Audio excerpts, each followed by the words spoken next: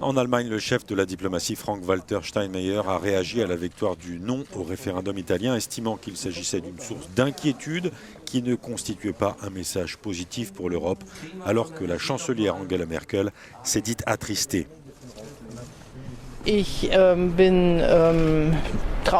Je suis triste que le résultat du référendum en Italie ne soit pas celui qu'attendait le Premier ministre, parce que j'ai toujours soutenu ces politiques de réforme.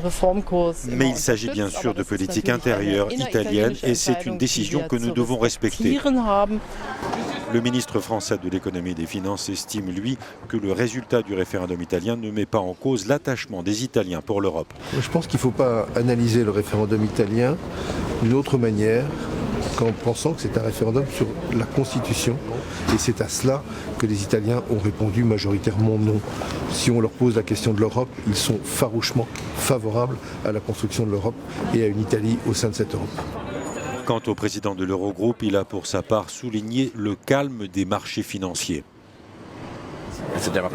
C'est un processus démocratique et cela ne change pas vraiment la situation économique en Italie ou pour les banques italiennes.